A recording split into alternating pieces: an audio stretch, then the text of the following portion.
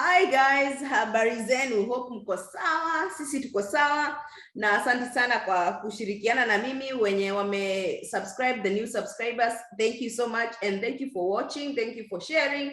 And today we have another guest with me mwenye atakuwa akituambia story yake, tuanze kwenye alizaliwa and how alikuja Australia.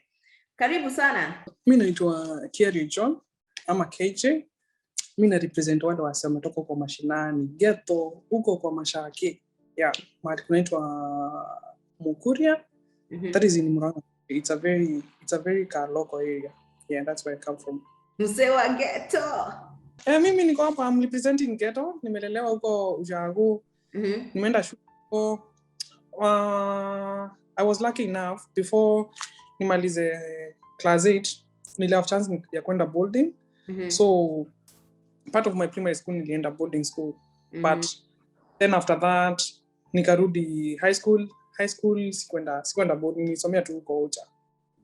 All right, and after high school what happened to you? Did you join the uni or you just stay huko nyumbani? After high school what happened, sikuwa nimepita vizuri sana, but nilipata barua ya kwenda Presbyterian University.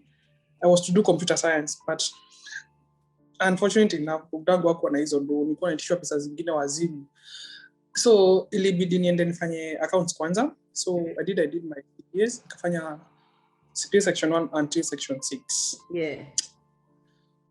After nimemaliza CPA, nikapata I got an accounting job straight away. But then after that I went back to uni. My bachelor's, that was in finance. Wow. Na hiyo kazi yenye ulikuwa umepata hapo mbeleni ilikuwa which company? Let me not mention the company here. It was a small company. All right. It was a company ya msee mmoja hapo hivyo. And actually that is the company I worked for the whole time. Nilifanya job Kenya. I worked as an accountant for 5 years. But after 5 years ndo nitoka hapo nikakuja huko Australia. All right, what made you decide sasa nataka kuchange, wacha nikatembea Australia ama nikasome pia Australia? Na nimesikia umesoma by the way. What happened is, venye nilianza hiyo kampuni, that was in 2012. Hiyo time nilikuwa nimefanya CPA peke yake. But after I got that job, nikaamua nirudi shule. So I went back. I did my bachelor's in finance. And then after that, I went back again to KU, master's in strategic management. And in the process of doing my master's in strategic management in KU, I got a friend. Tukapatana na rafiki yangu. Sikuwa naye in the same class, but she happened to come to Australia before me. And then me hiyo time, that was in 2017. Hiyo time nilikuwa nataka kwenda US. So what happened, I have some family members in the US, so I wanted to go to the US. So I went to the embassy. I put in my visa application to go to the US. But then they denied me to go to the US. So that was in 2017. And then to take you a little bit back, mdosi wangu walikuwa wamechange, kampuni ilikuwa imechange, ikakuwa ownership imekuwa different directors. So management ilichange kiasi. So we had a little bit shake up. So nikaanza kupewa pressure job. So I was like, I want a job. And then my friend who came down here was like, oh, come to Australia. Australia is cool. Yeah, so I decided, let me give it a trial. Oh, that's beautiful.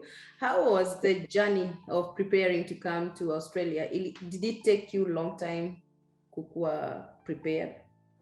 Yeah, it took a couple of days kwa sababu what happened, I was recommended to go to an agent, and that was around November. So nilienda agent akanisabia zile vitu nahitaji, and it was shocking. Napata nimefanywa hesabu ya 1.5 million. Sasa hiyo ile mshahara nalipwa, ukienda kuangalia account yako ile kitu iko huko, haiwezi make. So after nimehesabiwa hizo vitu, nilienda home nikafikiria, nikaona mimi naweza enda, siwezi make. But then eventually nika decide, I can start doing like small bits by small bits. So what happened, nikaenda nikafanya kizungu, and then after that I applied for school. So by the moment, and then shule yangu ilikuwa na issues kidogo, hawakunipea shule directly because of some academic issues. But then ile time niliroad, funny enough, visa yangu ilitoka within 10 days. Wow. Kuna picha yenye ulikuwa nayo how Australia is it the same way venye ulikuja kuiona? Hey, let me take you back a little bit, Fibe. Acha nikuambie. Mi vitu zangu zilichange time nilifika Dubai. Because one thing which happened when I got to Dubai, I think the excitement, like I hadn't traveled overseas before. So when I got to Dubai, sijui ticket yangu ilipotelea wapi. What? So you can imagine, uko Dubai, una ticket, and you don't know where you're going. And you know how Dubai is like, it's so busy. But then, wanakuanga na very supportive staff. So what happened, I bumped into one of the staff and I was like, oh, I lost my ticket and I don't know which gate I'm supposed to go. So what they did, tulienda tu chini moja hapo, just filled in my details and she printed another ticket for me. What shocked me more is because like the flight yenye nilikuwa nayo, I had to go to Bangkok. From Dubai, I went to Bangkok. Venye niliingia ndege hivi, man, sema patana na wazungu watupu, sijiona hivyo. Nikamiss home. I was like, sasa ni wapi naenda? And then azile mileage zinaandika kwa ndege, I was like, no, where am I going now? I went to Bangkok. So I was very careful when I got to Bangkok. I don't lose anything. Checked my plane. I had a layover, I think, for 2 hours or something. Then I came down in Australia. When nilifika Australia, I was lucky enough. My friends were waiting there for me. Mi venye niliwaona nilisikia kama nimefika nyumbani. Oh, venye hiyo ni masaa mingi kwa ndege na hao wazungu. Unalala unaamka, unalala tena. Nilikuwa tunakula. Unalala unaamka unakula, then unalala tena.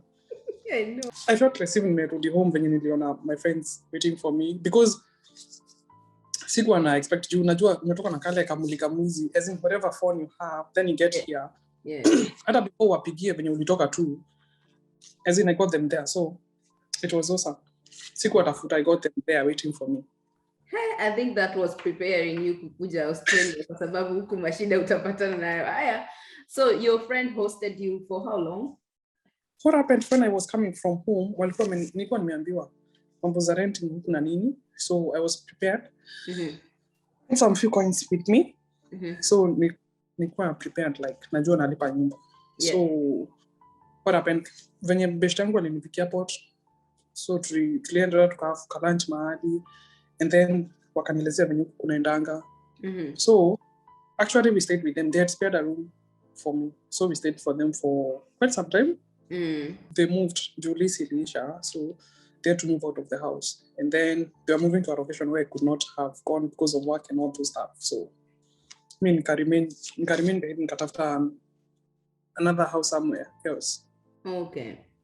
Now, how was it sasa kupata sasa ku apply for a new job? Did they help you out or what happened? Yeah, they helped me out to apply jobs. But kutapata job, it was hectic for me. I think mi nilikuja ile time kulikuwa na little bit shake up. So go through a lot of jobs. Nifanya jobs, almost every job. Kutoka car wash, construction, kwenda tree roping, kitchen hand, name it, everyone, cleaning, every other job. I did all those jobs.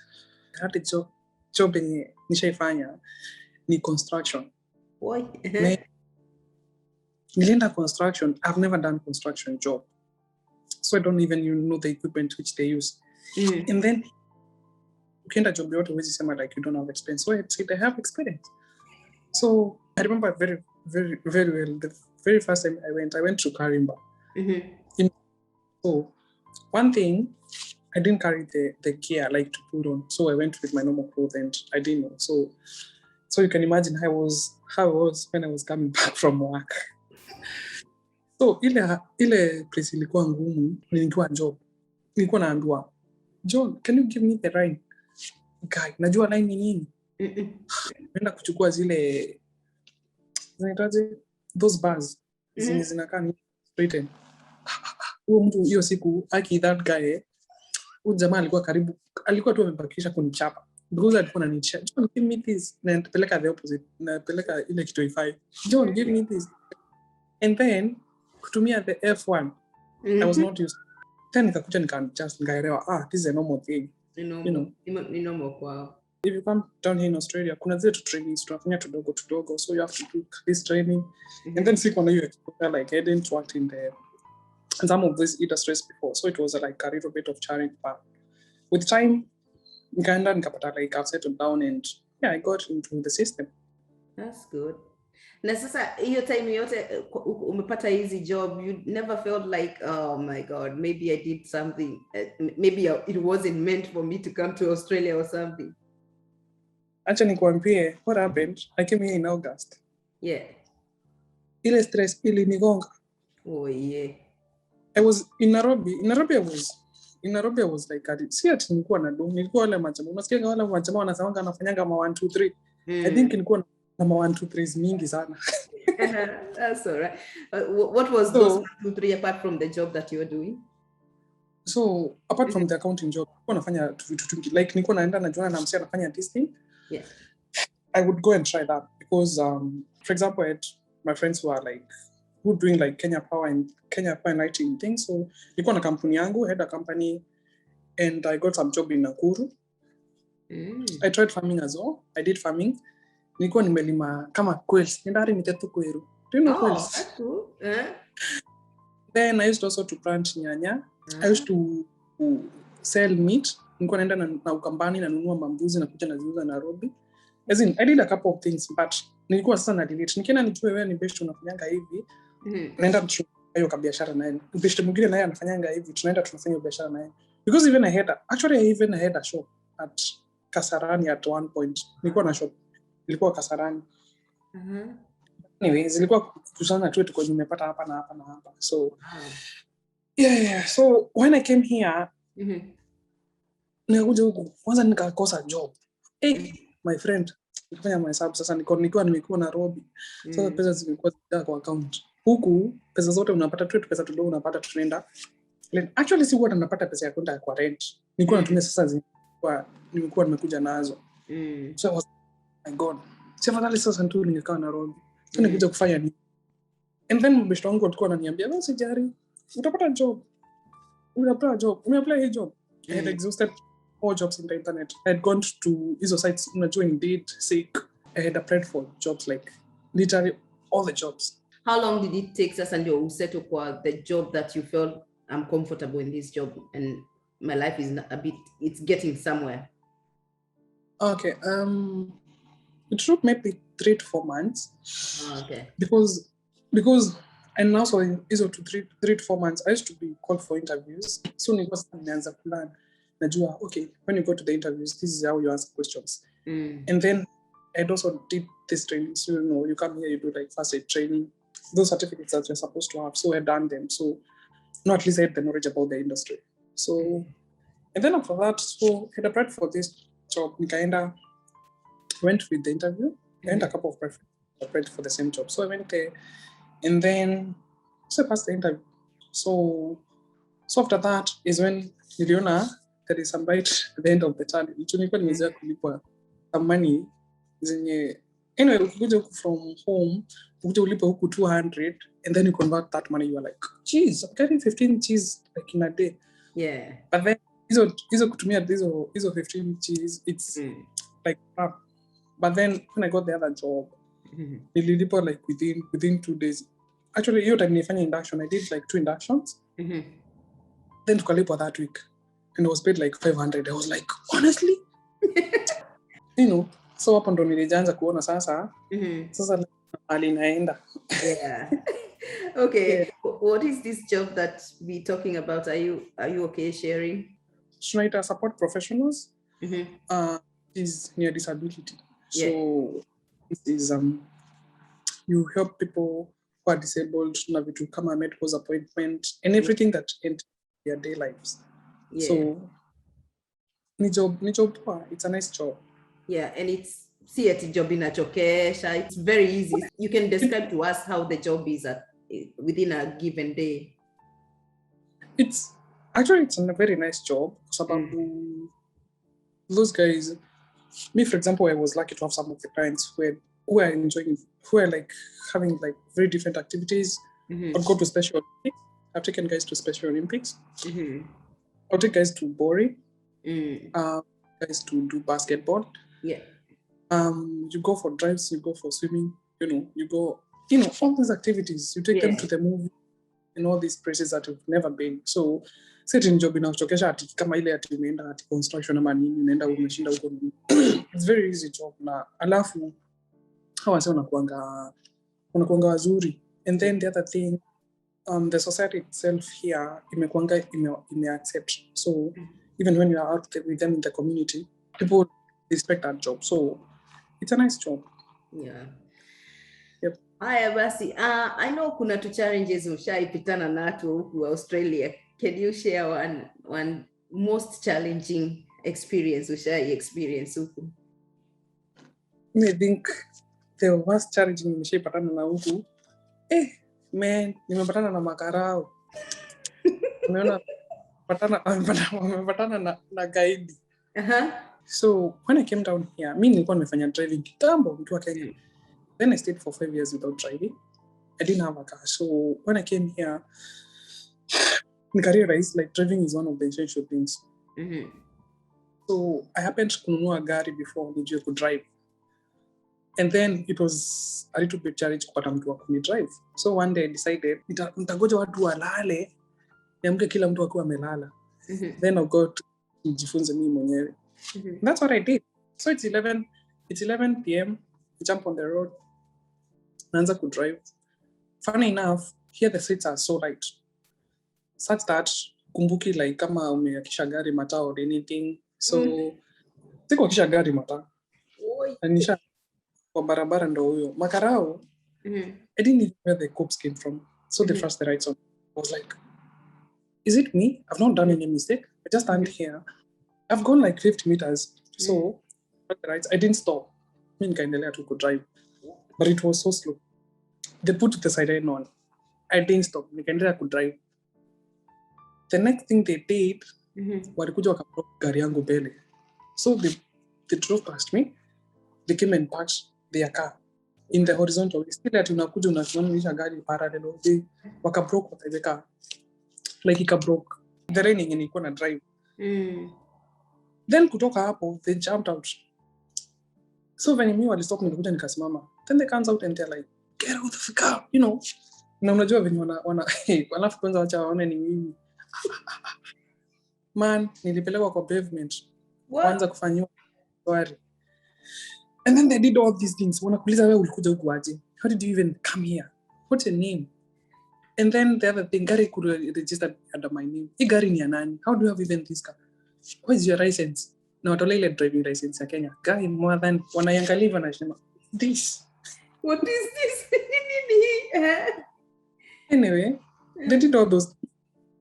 Wakanifanyisha breath test. Huku najua venye tunafanya. Ile tunaitwa aje Kenya? Whatever. Wakanitest drugs. Then they just wakasearch kama gari one kama nimebeba mandaki ama anything, but I was very innocent. So yeah. So they went. Actually, nilijitetea tu hawakunipea ticket. I was lucky. After kuongea watu walikuwa wananiambia wewe ile ticket utapewa. Utaona moto. I think walinihurumia tu hiyo time tulikuwa innocent nini. So sikupewa ticket. That is the worst challenge nimeshapatana nayo. Well, hiyo hata inaweza nisimamisha roho. Unaona polisi tu wamekusimamisha mbele yako na wanakuambia get down. Luckily Australia it's different. Karibu niache gari hapo. Na huku si kama Kenya kwenye unawapeanga kanini kachwani. Huwezi pea mtu kitu kidogo, hiyo hata ndio itakupeleka kwa jail haraka sana. Uli experience culture shock venye ulikuja huku Australia? I would say yes. Sababu kunapata vitu huku they are so organized in a way that home utapata like if you go back to Kenya you find that vitu ziko in a very messed way. You go to organization as in enda Nyayo house hizi utapata upate like line imetoka hapo umepanga mpaka huko Huduma Center. Here you go, like service delivery is so quick. Everything. And you find that watu huku they are very helpful. You'll be lost but someone will direct you very well. Home utaenda Nairobi ulize mtu njia, mtu ajue hapa nimeona chakula. Najua hapa huyu unamuingiza box, nimwimbie nini, but here they're very fine. Go to things, very simple things. Go to the roads the way you drive. People here, they're very nice. Like, you just signal on the road. Everyone will give you way. Hakuna mtu signal hivi, they'll give you way. Lakini some other disadvantages which are like in the contrary. Yeah. Utakuja upate huku vitu kama drinking. Drinking is not fun. So I was like, oh man, huku kila mtu sigara unapata mademode huku fegi. Manze fegi, kila fegi. That was something I used to nilifanya job kwa club, by the way. So I used to see girls who did more. First time walikuwa wanapiga fegi mara nilikuwa, but ukikuja huku it's like culture. Everyone smokes here, so even if you don't, people will be like, hey, how come you don't smoke? Yeah. Ushaijipata na mtu amekubuli ama racism hivi? Huku it's very silent. Ni very hard upate mtu amekubuli ama racism, but there is this particular time. I happened to be going to uni to the city, and then I'm boarding a train, and then there is this mama in China. Naenda kukaa hapo, anakaa no, like pass. Hey man, na mimi I don't give a so whatever. So mi nilienda na tuna nikakaa hapo. So mama alikuwa nafikiria, and then train unajua when they get squeezed up during rush hour. Yeah. Alikuwa anajifanyia like she doesn't want to sit close to me, but she was squeezed up. Najua huyu alisikia ameteseka. But anyway, it's very mild. You cannot notice. Wanaificha. It's very hidden. You can't notice. Juku ukijulikana like you have racism. Leave alone ati mtu kufanyia, you can be sacked even from job, and it's very serious. It's a crime. I'll take you back a little bit. Ulisema ulikuja kama student. How was it balancing between kustudy na kwenda kazi? It was a little bit hard. But I think ile kitu ilinisaidia ni venye like I was used to hustle back in town. So when I came down here, I was prepared for it. So, but it is a little bit hard. And then the economy here is 24-hour economy. So utajipata like nimeenda shule mchana, jioni niko job, usiku niko job. Natoka job naingia daro asubuhi. You strike a balance in between the two, because by the end of the day, living down here is very expensive. So you have to earn that money. All right. And how would you say, how is life right now?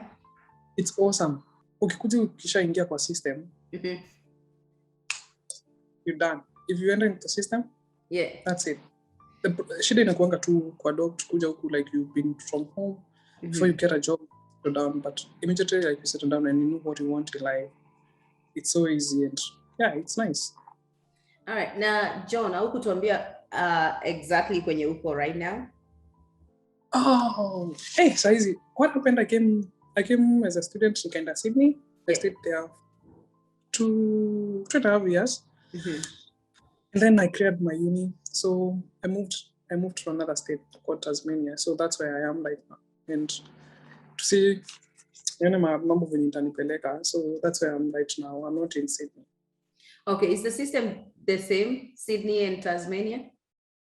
The system is pretty much the same. But here I am right now. Utapata things. Sydney ni Nairobi ya Kenya. Tasmania ni Kisumu. So tuko nyuma kidogo here in Tasmania, but we are trying to keep up. So utapata things like najua venye Sydney everything is there. You might find we have limited options in Tasmania. There's like when it comes like to shops, those big hardwares and all those big malls. Right now it's when people are trying to move. Like here, it's a bit of a regional area, but it's cool. And then there is that feeling of home, because it looks like more little bit shut up your home. Nice. How is the weather? Is it the same with Sydney? Or it's a bit cold? The weather is freezing. It gets to down. Okay. It gets to 0 degrees. Actually, today morning, I had to use some water to pour on my car so that I can piga wiper. How was it adjusting from Sydney to Tasmania? Haikuona kama ni starting all over again from 0? It's kind of starting all over, but the fact that I've been to Sydney, it becomes easy. So what I had done, I had looked for a job when I was in Sydney. So I had applied for a job, so I got the job. I would try in interviews and all those. Then I had applied for paperwork here, the IDs and everything. So immediately the watu wa job waliniambia, your start date is this date. So I moved in that time. So yeah. And then it's a little bit hard. Housing is a little bit a problem here, but yeah, I manage. Have you ever experienced one embarrassing moment? Maybe embarrassing moment Kenya nishaikuwa na Kenyere. Nimeachwa na train pale Parramatta. Siku moja nimeenda like I went to Parramatta. I think that was my first day. I'd been shown how to tap on and do all those things. So what happened? Check on my phone. Like the train is coming in the next 5 minutes. Now the train happened to come 1 minute earlier. Now sasa ukiangalia kwa ile app yenye tunatumia na kuonyesha train is coming in 1 minute, but the train happened to be there already. So train ikaniacha na ikaenda. Wow. And I check on my app, and then my app inanionyesha ati train imeenda like 1 minute ago. Then I was like, which train? Anyway, nikalia zimeachwa na train. The problem is nikafikiria the other train it's coming on the same platform because I checked on the other train na nikakaa tu hapo. What happened? The other train went to a different platform. Yeah, and then the train comes and it goes, and then I'm like, the train has already left. Then I was like, oh my god, I didn't check the platform. So from there I felt like embarrassed. I was like, oh my god, sasa hii ni venye trainanga za kwetu gari inakuja na inakuacha hapo. I know wewe ni mtu amechangamka na hizo business manini ma ideas. Kuna hii idea moja ulipata ku witness huko Australia na ukaona this idea nikaipeleka nyumbani, tunaweza kuwa faa sana. If you take the payment system yenye imekuwa huku, like you introduce the payment system pay huko home, I think it will save a lot of resources zenye zimekuwa like idle capacities zenye tunaweza utilize. And then amenities here, it's also a thing. You find that there are very nice amenities everywhere. Which come at job, go to the parks, go to the terminals, go to the train stations, everywhere. They have very nice toilets. And at home, oh my god, in the case of choza kanjo, unapewa some other funny tissues there. Not to imagine that. So honestly, so I think those are the issues in tunafaa maybe to implement home. And tunaweza tutengenezea maybe our economy. Nilienda home 2019 December. After coming back is when COVID hit. So the country was locked down after I came back. So I was a bit lucky to have visited home. Quite a few things have changed. Yeah. You go Kiamburu, unapata watu wamejenga. Everywhere has been opened up. Yeah. Unapata vitu Kenya zimekuwa, it's a little bit expensive. You do unaenda shopping, fanya shopping ya dhao shopping. There's nothing. Unapata bundles, unanunua bundles za Safcom and they're whipped up in a minute, which is, zinakuliwa unanunua. Like I went home, ningeniweka credit ya 500, ninunue bundles, and then within no time there isn't. Anyway, maybe there is other tricks watu wanatumianga hatujui. Wewe ukaulizwa ungetaka kuinvest huku in Australia ama you would rather invest back home? I think it depends, but I would say back home, because here you find that the social life is a little bit tricky. Say kama home, social life it's more fun than here.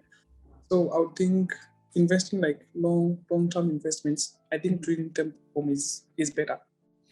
All right. What's your plan for the next 5 years? The next 5 years, I want to stabilize my stay here. I'm still on a visa. Oh, okay. So I'm trying still to work down on my paperwork. Yeah.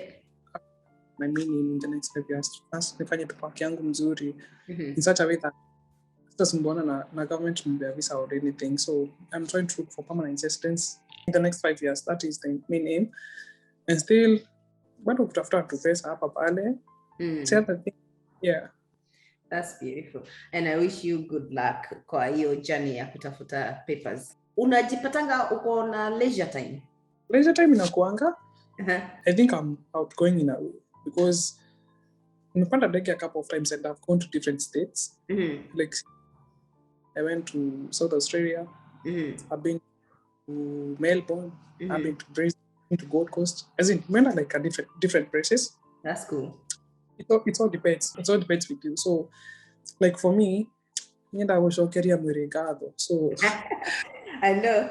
Like me, after like, let's say for example, every school holiday, I find somewhere to go and spend like a week, have a moment by myself, or at least like with some people, you go have fun and do all those things, and then you come back and you continue with life. Yeah, that's really good.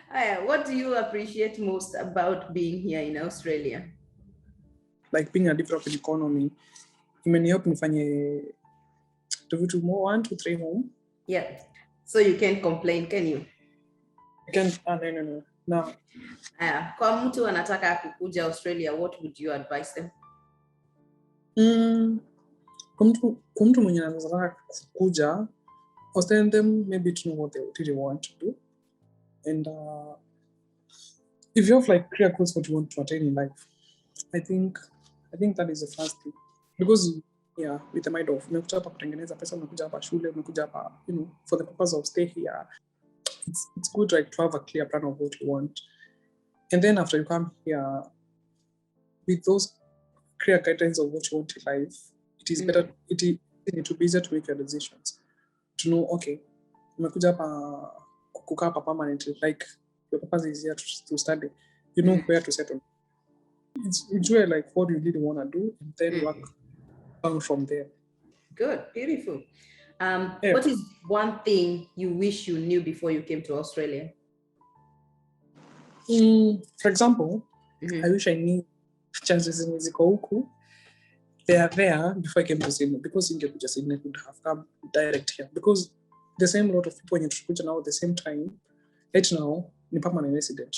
Wow. The people we came time work on our papers are easy, and you see, like we came the same time, but now I have to stay for some more time. And then you see, now rules keep changing every time. So I don't know what the government will say.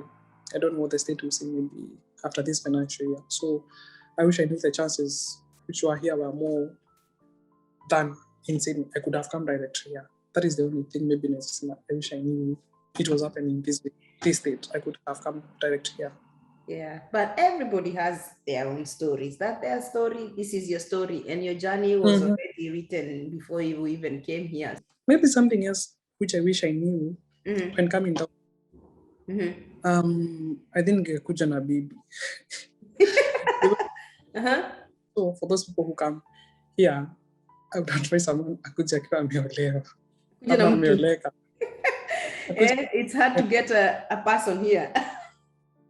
Mtu sasa mtaenda date ama mtaenda shift.